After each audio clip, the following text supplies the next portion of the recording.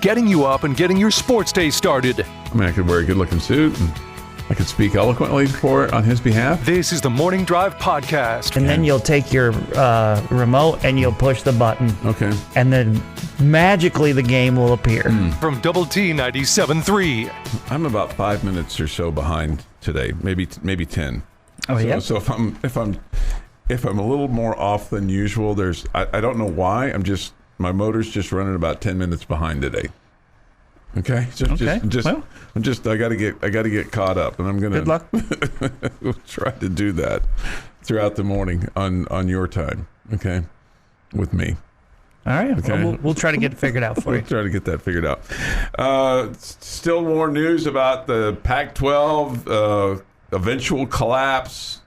Big Ten considering further expansion. Big 12 interest looms. That's the headline from this CBS Sports article. Okay.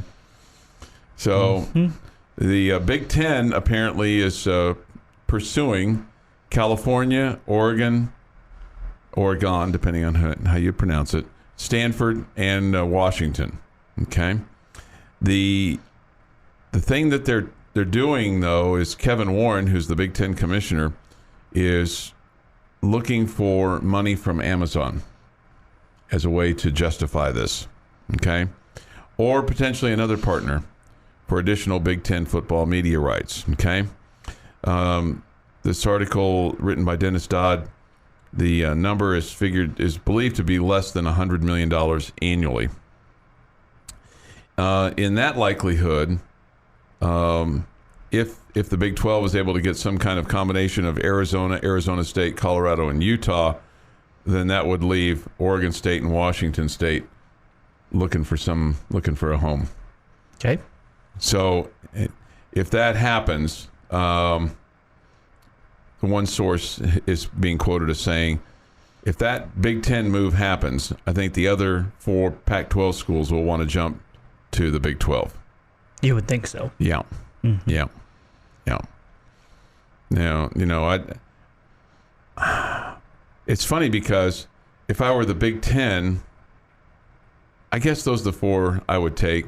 I don't know about California. That's the only one that I was like, but maybe that's better. That's better than maybe Colorado or Utah, because then that would be some natural travel partners for Stanford and Washington and USC and UCLA. If you had Cal in there as well. For the Big 12? No, for the Big Ten. For the Big 10. Yeah. I feel like they would fit there better than they would in the Big 12. Yeah. I was just thinking, would you rather have California or Utah is what I was. In the Big 12? No, in the Big 10. Okay. All right.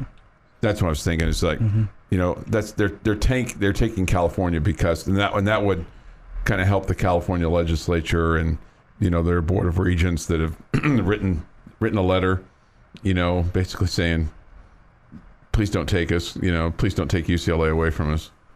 But it's going to happen. I mean, it's already happened. I mean, they've got the moving vans there. Do you think they did it in 80s R&B style? Like with the harmonics and everything? Or do you think they just sent a nice little letter? Well, I think it was a letter on See, that's where they messed up. They should have sent a song. On Pac-12 letterhead. I'm confused. 80s all the 80s songs, please don't go and, don't take them. She's, all of that for the 80s late hip hop. That would have gotten the job done.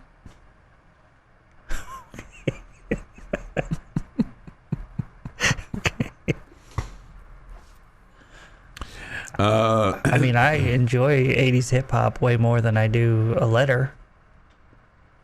I mean, if I was to go to my mailbox today and I opened it up and there were 2 options, a letter or, I just started jamming 80s hip hop, I think I would enjoy my mailbox more that way. Now, wouldn't that be something?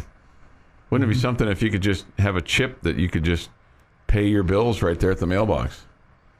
That'd be cool. Or maybe if we just eliminated the U.S. Postal Service and why are we not doing that? Well, just nobody opens their mail anyway, so just why are we delivering it? We open our mail. Do you? Okay, of course you do. Yeah, you're the Linz. Well, why would you open the mail? We open our mail too. I was just trying to be sarcastic. Don't you have to get your bills out to pay them? Yeah, right. Yeah, you do. You do. Somebody says this with regard to the 11 a.m. kickoff thing that I spent 5 minutes on. Boy, that's a whole lot to say that the coach got to pick the game time. You must be new here because word economy is not something I really excel at. Plus, it is a 3-hour show. Just keep that in mind. It's a 3-hour program. 3-hour tour. Paul, 3-hour tour. Paul says this is we're rubbing off on you because now you're in the Gilligan's Island mode. Wow, I'm concerned for you, Jamie. Paul says this is the news reporting we like. Thank you. Yeah, we're here. We're here. Bullfighter says R.I.P. Coolio. How about that? Coolio dead at 59. Coolio passed away last night? Yeah. Well, yesterday. Oh, man, yesterday? Oh, that's too bad. Yeah. Yeah. I don't know what the natural causes or 59. I don't. They found. Well, I mean, I guess. I don't know. It doesn't sound like it. I mean, nobody shot him. Okay. Okay. I mean, I was wondering, did he have a heart attack or did he? They have not released the sometimes young people circumstances yet. Okay. Yeah. Just that he had passed away. Autopsy and toxicological tests will be used to determine an official cause of death. But law enforcement did tell TMZ, your trusted news source, no drugs or drug paraphernalia were found at the scene. Mm-hmm. That's good. Okay. Apparently there was a medical emergency. They were called to his house, and they pronounced Coolio dead at the scene. Okay. Went to the bathroom, didn't come out. And they found him laying on the floor. So it's too bad. That is too bad. So no more Coolio.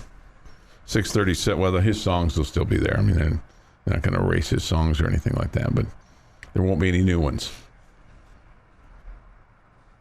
Coolio. There will not be any new ones. Unless you say that. There's still a new album from Tupac, I feel like, every other year. So.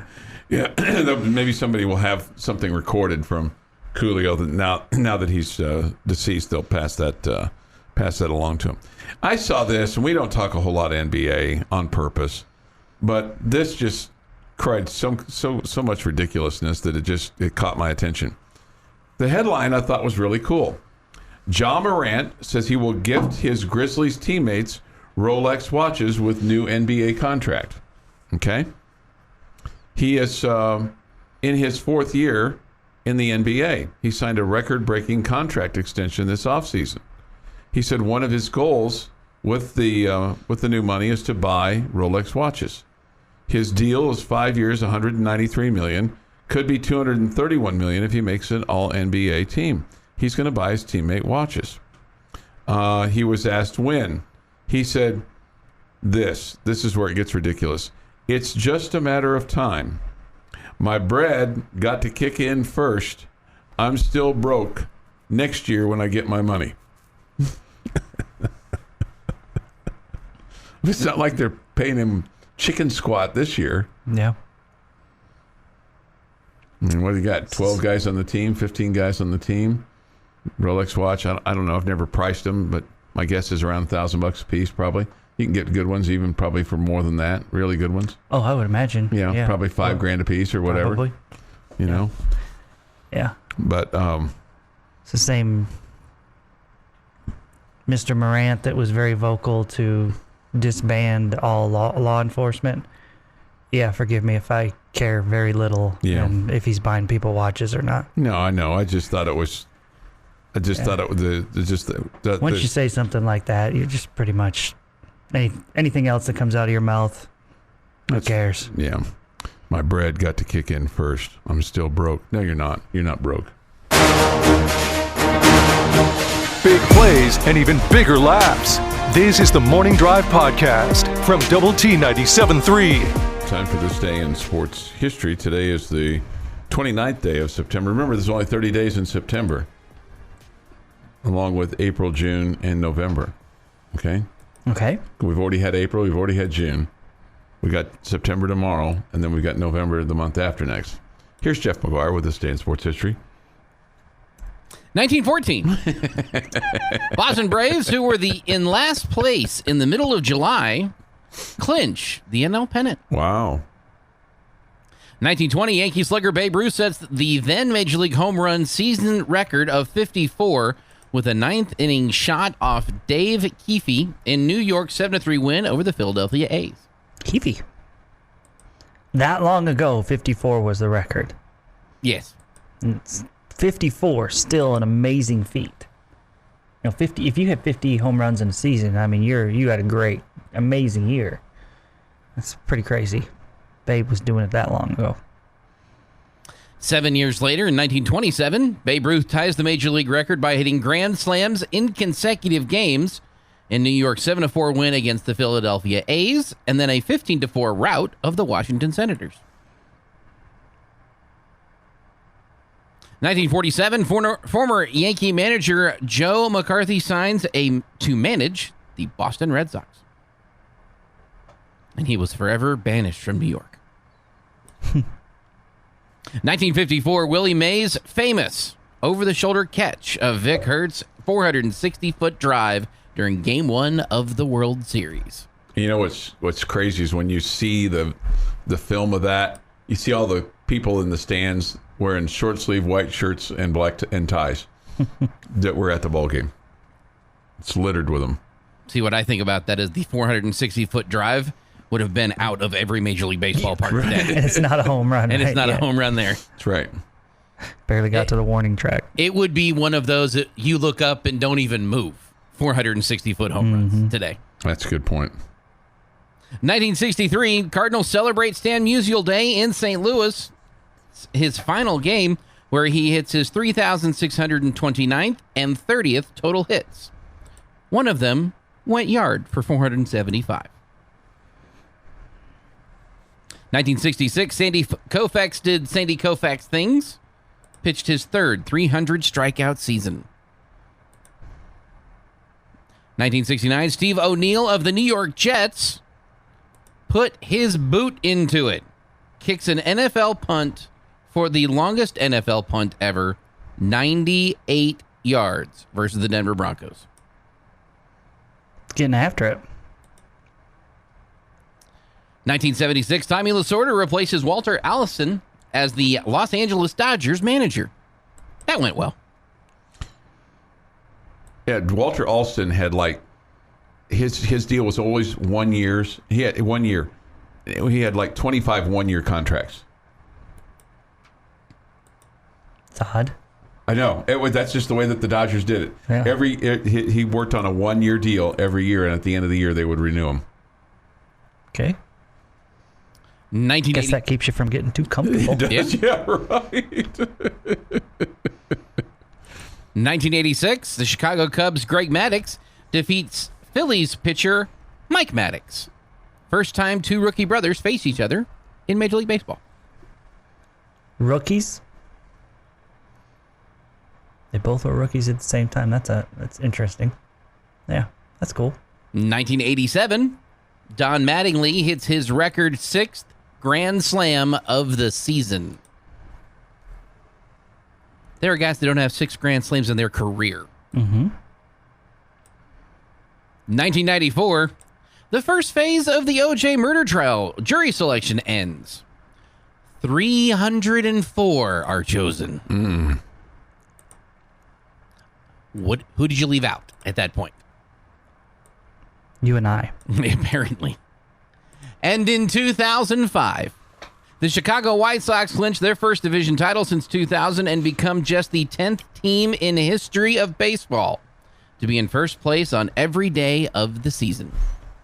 They would go on to win the World Series. Wow, that's a great little tidbit there. Everybody forgets about my team that year. It is National Coffee Day and National Mocha Day. So, coffee and chocolate coffee. Yeah. Happy birthday to Kevin Durant, who's 34. Zachary Levi, 42. Calvin Johnson, 37. Andrew Dice Clay, 65. John Paxton, 62. Oh, man. One of my favorites. Bryant Gumbel, 74. Steve Busby, 73. And if you collected baseball cards in the late 80s, early 90s, you'll remember this name very well. Rob Deere, 62. I think I had 100 of his Because cards. every one of his cards, yeah. And on this day in 1982, flight attendant Paula Prince buys a bottle of cyanide-laced Tylenol. She was found dead on October 1st, becoming the final victim of the mysterious ailment in Chicago, Illinois. Over the previous few days, 6 other people had died of the unknown cause in northwest Chicago. The serial killer was never caught. However, it would lead to the new tamper-proof medicine containers. So the next time you can't open up your bottle of medicine, you know there's no cyanide in it. Right. It's good. And that's good. I appreciate that. Yeah. It's this day in sports history. 6:51 this morning here on the Morning Drive. Thanks for that, Mr. McGuire. And thanks for the Willie Mays catch on this day in history. And that was a World Series game. And we're not even to October yet. Yeah, you said it was game 1. Still has to go down as probably the greatest catch in World Series history. That's what some say. Yep. That's How what could you argue it? No, I agree. Running away from the hit, catches it over his shoulder, and then immediately stands up and throws it in to make sure the runner can't advance. The runner on second base was Larry Doby, who was the second black player in the history of baseball and the first in the American League. Larry Doby was also the second black manager in baseball because he went to the Cleveland Indians. But the thought was that if he had tagged up when the catch was made, he would have been able to get to third. But because of the fact that he didn't, he had to scramble to get back to second. Yeah. And probably the right play there is to be halfway. Probably, just because you don't expect that amazing of a catch, and once it drops, you want to be able to score. And if you're on with your foot on the base, you're probably not going to score. Probably. Yeah. But to answer your question, Jeff, I mean, there's been better catches in the history of baseball, and just not in a World Series game. That's my point. Yeah, I mean, you take Jim Edmonds go running away from home plate and diving and making that catch. That's a better catch. Or the one for the Rangers, Matthews Jr., up over the wall with his back to the infield. Those were better catches, in my opinion, than Willie Mays. Just neither one of them happened in the World Series. There was one in the 70s. I think it was 70. It was either 73 or 74. Joe Rudy catches one in the left field wall in the Oakland Alameda County Coliseum. It was a day game, and it was just the catch and the moment of it was spectacular in left field. Supposedly, I thought Jeffrey Mayer's catch in the postseason was pretty dang good too.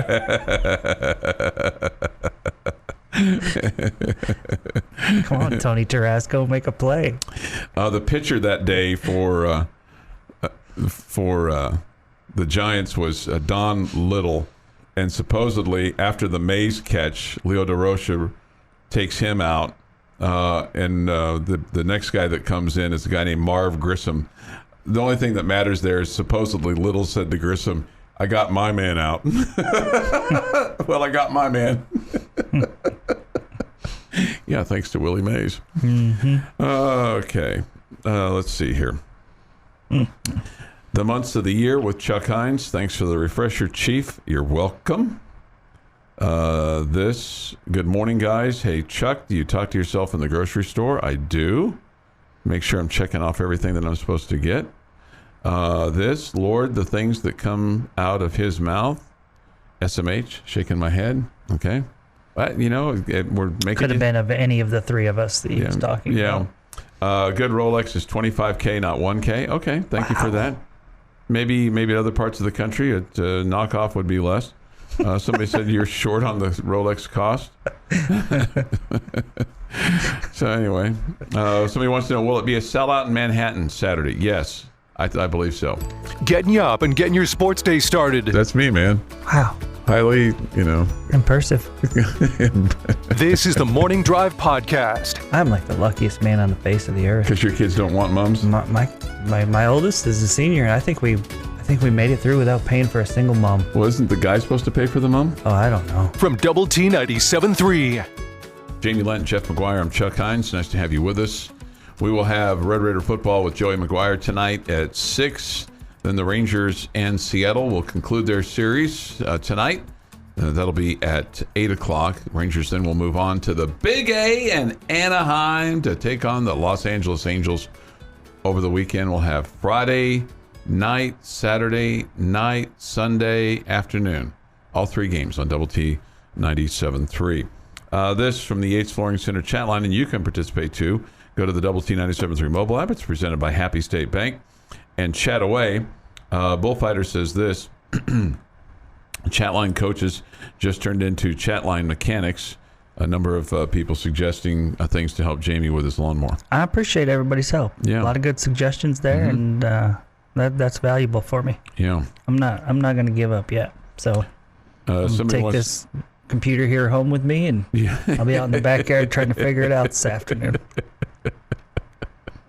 After I get some tennis in. I mean, there are priorities. Might be flooded. Clean that air filter. And then somebody has a sports question here. Does Tech win this weekend? I think so. Got right there in the middle of the lawnmower fixer questions. Pour the gasoline out up and let some drain out.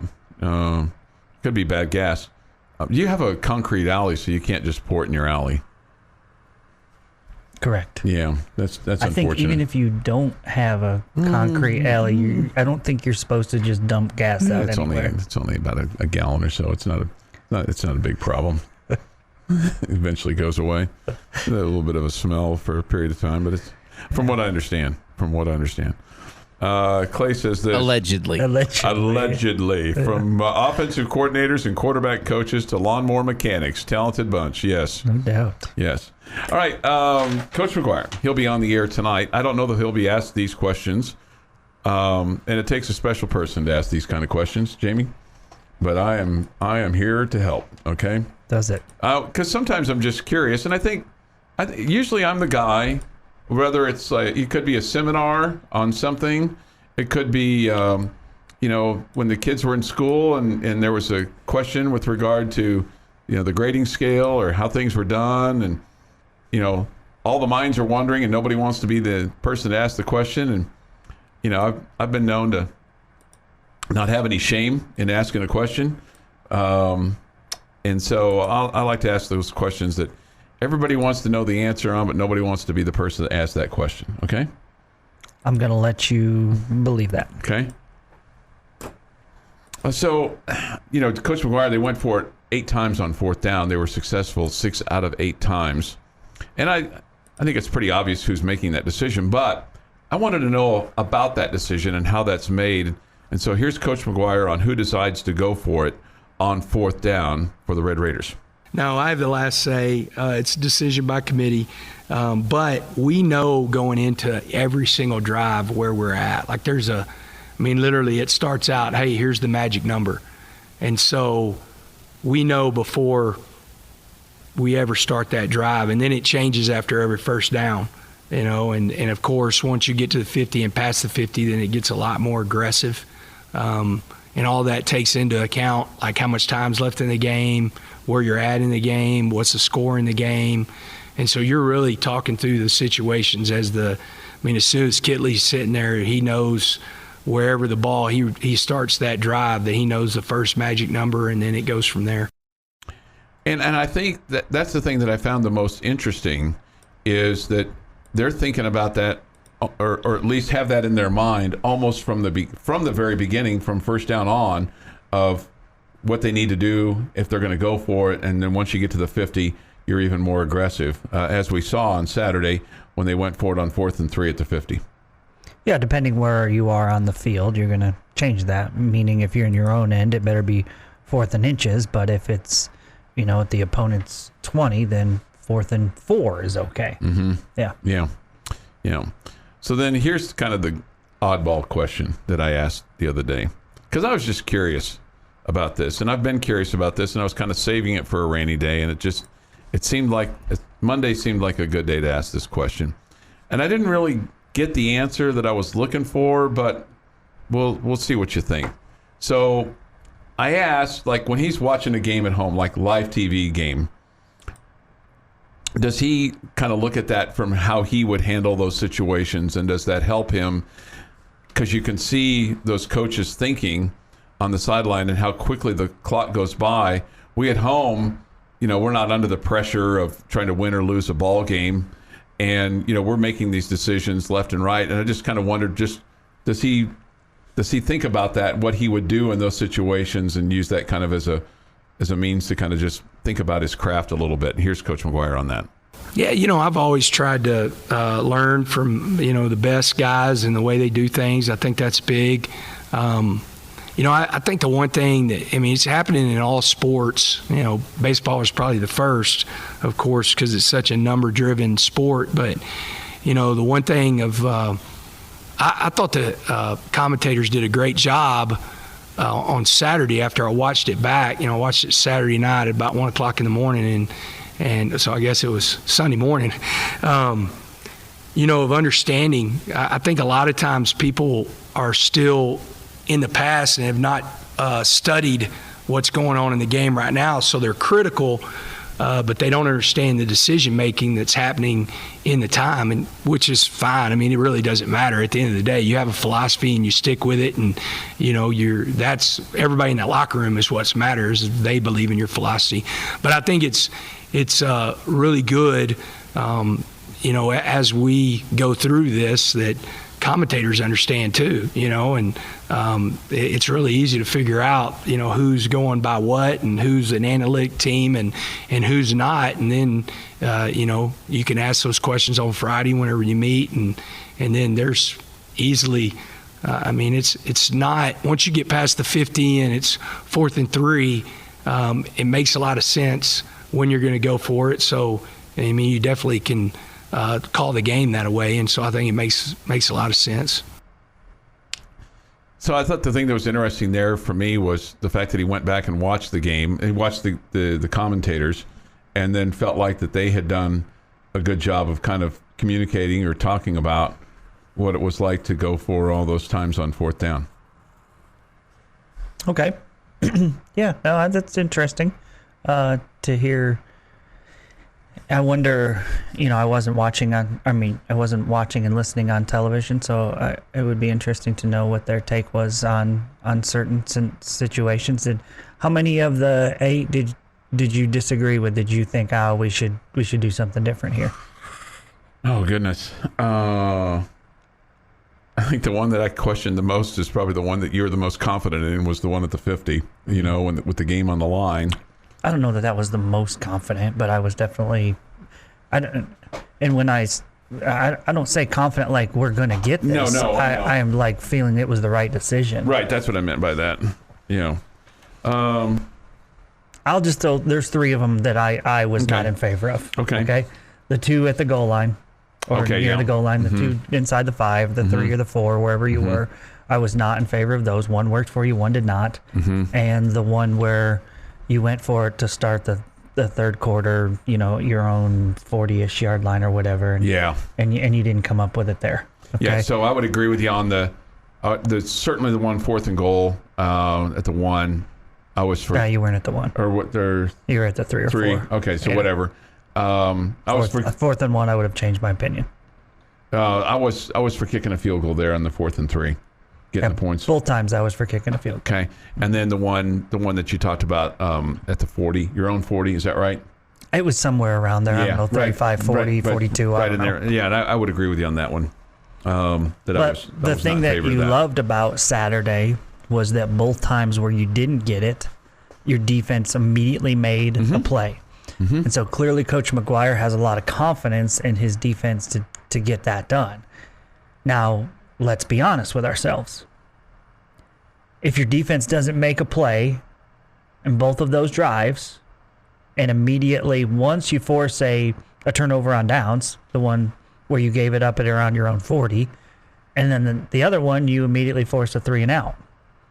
If you don't do that and either of those lead to scores and you lose the game because of it, it's a completely different opinion for this city and this fan base about going for it on 4th down. Absolutely. It's a completely different opinion. Completely different. Yeah. But I 100% believe you don't win the game without being aggressive like he was. I just think there has to be a happy medium, and I think I'm confident that they'll find that. Okay. But we have to see. I mean, we'll just have to see. I think I am. And obviously, you can't make these kind of decisions without being confident in your defense. And it sure is fun to see a coach that has a defense that's worthy of him being confident in them. And then the defense, paying it off for him as well, like you just said. Recapping yesterday while looking ahead to today's sports day. But I bet you many of his coaches probably haven't. They're like, who is this? What is this Mayberry that you speak of, right? This is the Morning Drive Podcast. Sign me up. Get your popcorn ready. From Double T 97.3, Jamie's question of the day on Double T 97.3 is presented by Bizarre Solutions. Call them today for a free cybersecurity audit. 7:31 this morning and some change. I just realized my problem today, an hour and a half in. I know why I'm struggling. Why's that? I don't have my PIN. I can't talk without my PIN. Okay. So I'll get it here in a second. And I think you had it right the first time. Isn't it week 4 of the NFL season? Aren't your Chiefs 2-1? Yeah, you're right. Because it's week 5 of college and week 4 of the NFL. Yeah, you're right. Right. Yeah. All right. Your question, sir. All right. I got to thinking after Judge hits the historic home run last night about how cool it would be to be at his historic sporting events, right? Any of them, whether whether it be a baseball, football, basketball, whatever, hockey, whatever is you're interested in. Mm-hmm. Your answer can't be when your favorite team won. Okay. Okay. All right, because we would all pick. I'd like to have been. You'd have wanted to have been at the Super Bowl that the Chiefs won, or whatever, right? Okay. Mm-hmm. Yeah. So pick a sporting event that didn't involve your favorite team. Mm-hmm. What historic sporting event would you have loved to have been at? Oh, wow. That's a great question. So the question is, do I want it as an adult or do I want it as my youth? No, the question is, what is it? You are going right now. You would be you sitting there in the stands with what you know about it right now. Which one would you have loved to have been at? Yeah, which one would you have loved to have been at? So it could be one like, when you're an adult or when you're a kid. There's the longer that you are in this world, the longer that you see historic events. You follow me? Yes. I don't know that it matters. Like the one in my mind, I wasn't even alive for. Okay, what are you thinking? Perfect game in the World Series. Don Larson? Yeah. Okay, so you're getting a World Series game. You're getting a perfect game, and one of the best pitch games in playoff history, all in one nice little bow. And I'm not a Yankees fan. I don't hate the Yankees like other people do, but that would have been an amazing thing to be at the entire game. So a couple things come into my mind. I would have probably loved to have been in Atlanta when Henry Aaron hit 715. That'd been pretty cool. Sure. Pittsburgh when Franco gets the immaculate reception. Oh, see, that's a really good one. That would have been cool because that's an unplanned one right there because you don't know. That's a historic event. I think the unplanned ones are part of what makes it really, really cool. Yeah. Maybe gives it a leg up. Yeah. Not a sporting event, but I would have loved to have seen Muhammad Ali light the torch in Atlanta. Okay. Kind of have an Atlanta kind of slant today. Ali beating Frazier would have been cool. Yeah, back in the day. Now, granted, that was built up to be a huge event, but the throwing the punch that was never thrown like that at that match. Probably would have been cool to see the 83 National Basketball Championship over in Albuquerque at the Pit with NC State beating Houston because that was, basically I think everybody went into that game thinking that Houston was just going to clobber NC State. Okay. But Derek Whittenberg and Lorenzo Charles had something else to say about that, and Jim Valvano. USA Russia 1980. Yeah.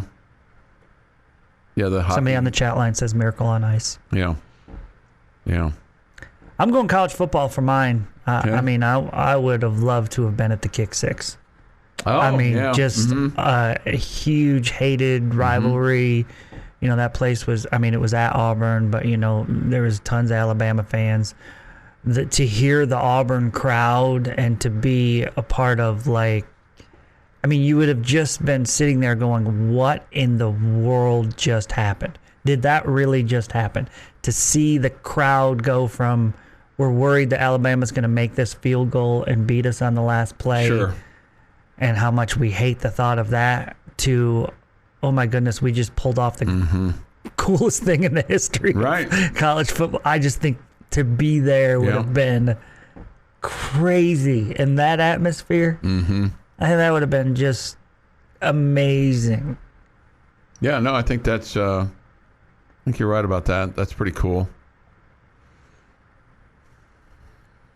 Anything else come to your mind, Jeff, off the top of it?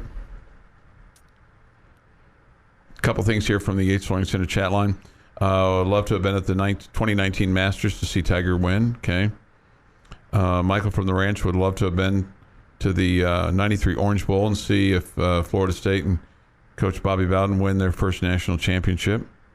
Syntex Hank says Super Bowl III when the Jets beat the Colts for the first AFL win in the Super Bowl.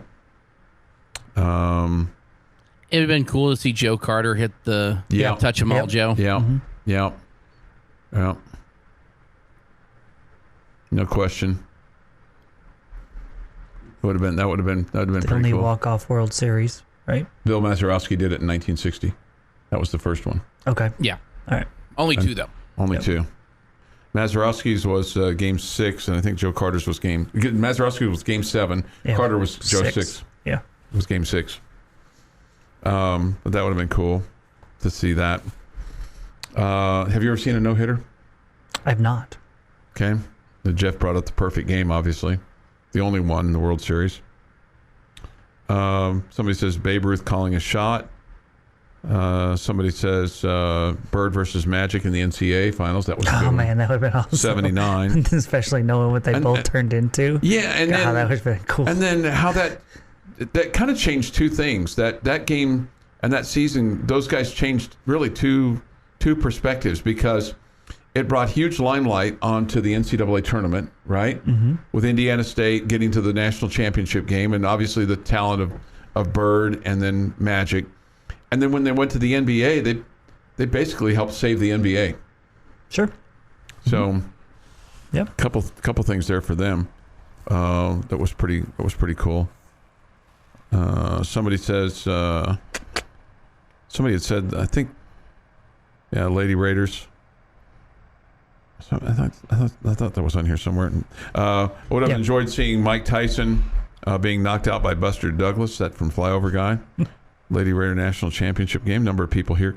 Somebody says Crabtree 08. Okay, that wasn't at the game. Yeah. Well, we said, I mean, for the Lady Raider and the Crabtree one, we said it couldn't be your favorite team. Yeah. Right. Yeah. Right.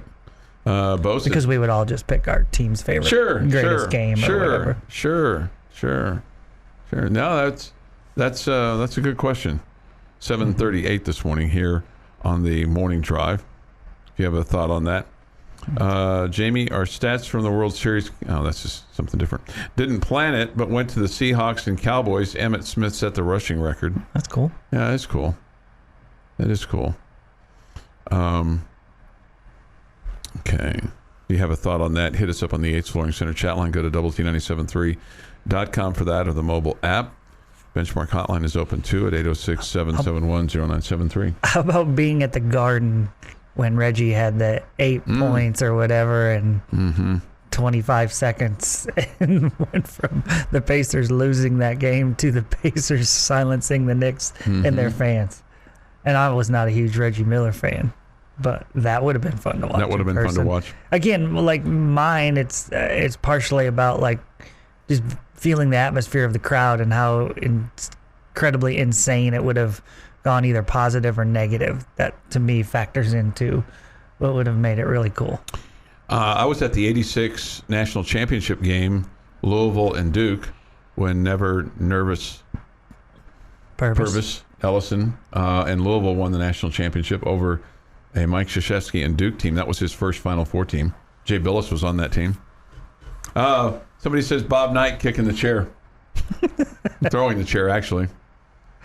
Yeah, Tom Brady being down 28-3 in the Super Bowl. Yeah, that'd have been pretty cool. That was a historic comeback, no question. All right, Boom Boom Boom is next here this morning. Continue to hit us up on the Yates Flooring Center chat line. We'll pass along your thoughts as well. The historic game that you didn't go to, that you would have liked to have gone to, that didn't involve your team. Okay. Big plays and even bigger laughs. If they get 7 out of those 2 things, game over. You're not winning. You're not winning that game at all. This is the Morning Drive Podcast. Basketball players who don't wear the Same shoes. The shoes that Right. match the uniform. Yeah. Okay. Yeah. Match the color scheme of the team they play for. From Double T 97.3. The Red Raider football team will be in Manhattan, Kansas. They'll leave for the Little Apple tomorrow and play there with a kickoff at 11 a.m. Our Optimum Game Day Live coverage begins at 7 a.m. It's presented by United Supermarkets Saturday morning, starting things off with the Saturday morning quarterback. The host of that program, Garrett Luft. We did get an update from him yesterday with regard to his traffic situation with the city of Lubbock. He reported to us that they didn't throw it out, but did reduce it to unsafe speed. But they are still going to court, and it will be a jury trial. So he's doubling down. I'd love to be on that jury. I would have to disclose that I work with him. So speeding ticket is one thing. That's what he got, right? Yeah.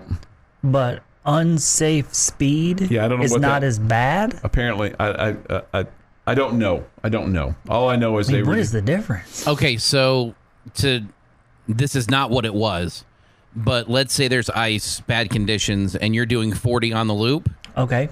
That can be unsafe, but you weren't speeding. But you weren't speeding. Okay. Well, I mean, was it raining? No, it was. It's What? just a different charge. No. but Okay, I get that's where it can be. I get that, different. but how does that come into play? With I don't know Garrett's how this came situation? into play. I don't know how this one came into a play, but that's how you can get unsafe speed without speeding, in one way. Okay.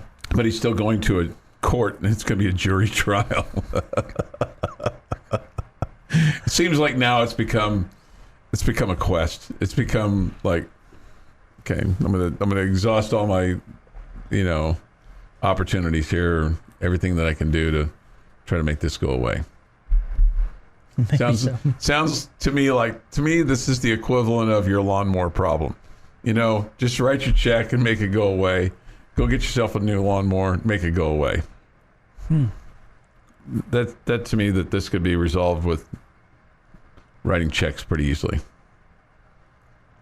Can't be buying a new lawnmower, Chuck. I know I'm spending You know other how many people's money. tennis tournaments that would pay for? Basketball camps? There are things that are more important, Right. Chuck. Do I really need to mow the lawn? I don't know. I guess so. I guess you can. I love living in the wilderness. Maybe it would feel a little bit more Right. like Right. being in the woods. Right. You think I can convince Mrs. Lent of this? Yeah, I think so, because all you'd have to do is say, drive her over to some neighborhood where they don't mow their yards and say, this is what our house is going to look like. Okay. Okay. If we don't get a new lawnmower. No. I was trying to convince her that we didn't need to mow the lawn. Oh, that would, yeah. Oh, then I wouldn't drive her anywhere then. Maybe take her to, just bring in a bunch of rock and zero-scape it. Yeah, I'm just not that guy. Okay. Yeah, I'm not that guy either. No. I have no grass in my backyard, but I've got, patches of grass in my front yard. It does take a little bit longer to mow my yard than Patches of grass. Well, I mean, there's a thing here, and there's a thing here, and there's a thing here. Yeah, and you've got to you wait till it rains. And if you didn't have some lawn in the front yard, how would you show off that physique with your Right. Chuck? No, that's right. That's right. I think I'm going to tear up the Circle Drive and put in more grass so that we can, so I can spend more time in the front yard showing off that physique. You should do that. Where are you going to put the cars then? Since you have other It's a good problem. other things in the garage. It's a good. Somebody wants to know what kind of lawnmower you're buying. He said, "What kind of lawnmower are we buying?" Everything at my house, all my tools are Craftsman. Yeah. So it'll be a Craftsman lawnmower. Okay. Yeah. Jamie, get It's a red goat. and black, man. It's all got to match. Okay, I got a Toyota. It's red. It's the all red. Clay wants to know who is taking a ticket to a jury trial. I missed out. Garrett Luft. Yeah. He's doing that. I think he makes no bones about it, man. He's full throttle up. He is full throttle up on this, right? All right, Texas Tech takes on number 25, Kansas State. Red Raiders looking to break a 6-game losing streak. What is your percentage of confidence in this? Is it in the 40s, 50s, 60s, 30s, 20s? Same as it was yesterday. Okay. I'm about 45. 45, okay. All right. Jeff, you in the 45 range or you above 50? I bet Jeff's lower than me.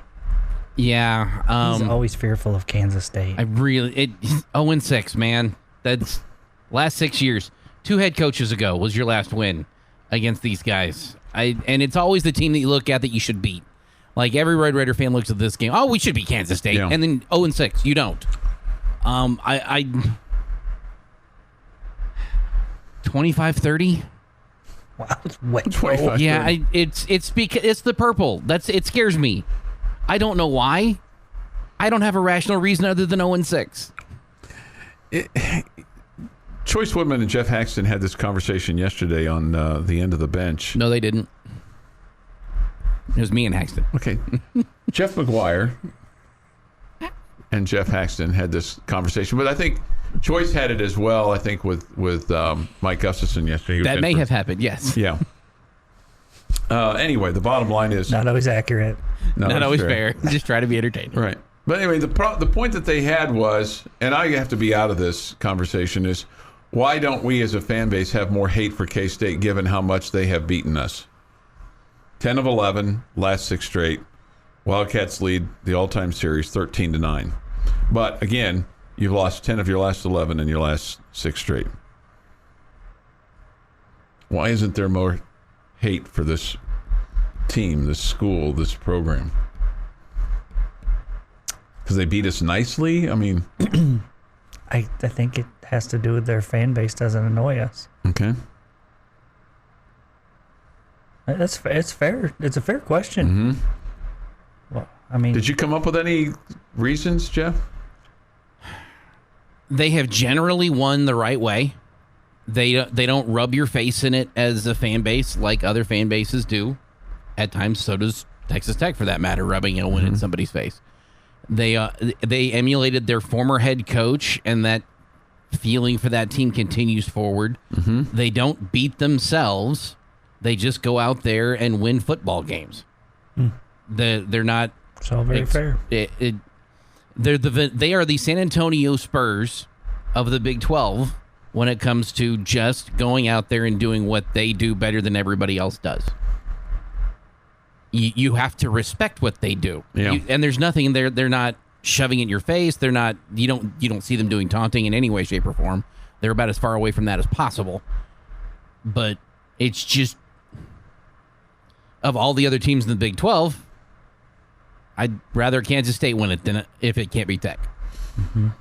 Man, they do have that. Remember, they do have that annoying sound after every first down. The power cat.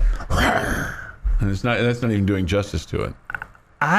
For a long time when I lived in East Texas, I found myself rooting for the Longhorns because I couldn't stand the Aggie fans so much. So it was like I wanted to see the Aggie fans disappointed when the Longhorns won. Okay. So maybe as a fan base, we just don't hate Kansas State because they're the enemy of Kansas. Yeah. I think that factors in with me. This from the Yates Flooring Center chat line. It really, in all caps, bothers Chuck and Clint that Texas Tech doesn't hate KSU the way they do. And KSU is not approved to say KSU, just so you know. You're not supposed to say KSU, according to their media people. Okay, great. Thanks. I think it's KSU that they're not real happy with. Anyway. You've been listening to the Morning Drive podcast from Double T 97.3. For more from Lubbock Sports Station, go to doublet973.com.